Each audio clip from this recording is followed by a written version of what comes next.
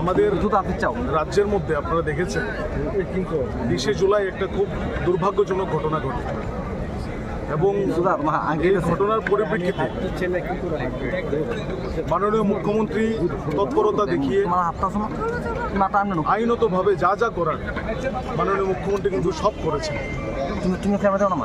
তারপরেও মানুষকে বিভ্রান্ত করার জন্য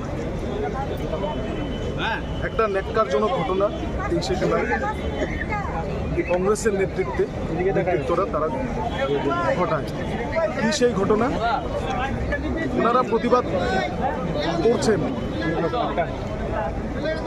এবং প্রতিবাদ করতে নিয়ম বহির্ভূত কাজ করে ওনারা যেই রাস্তা দিয়ে যাওয়ার কথা সেই রাস্তাকে না মেনে, সেই নিয়ম না মেনে, পারমিশন না নিয়ে অবৈধভাবে মাননীয় মুখ্যমন্ত্রীর ব্যক্তিগত বাসভবনে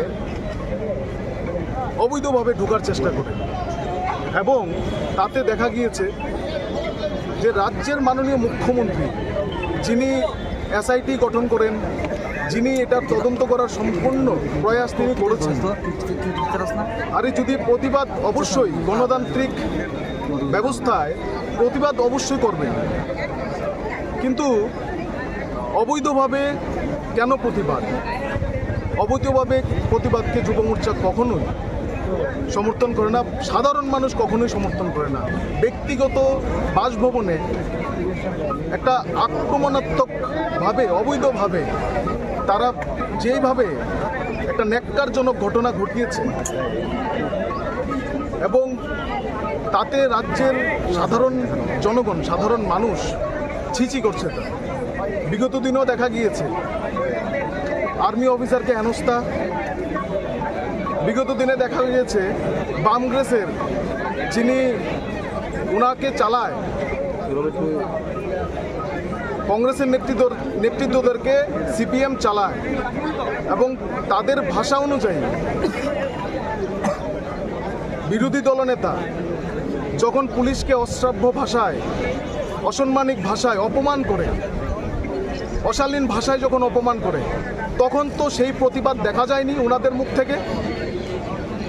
সম্পূর্ণভাবে এটা একটা চক্রান্ত এবং এটাও সত্য যে বিরোধী দলনেতা যেইভাবে পুলিশকে বিভিন্নভাবে হেনস্থা অপমান করেছেন। আপনারা দেখেছেন জিবি হসপিটালে গিয়েও আমাদের যে ডিএম রয়েছে ওনাকে কিভাবে অশালীন ভাষায় অপমান করেছেন।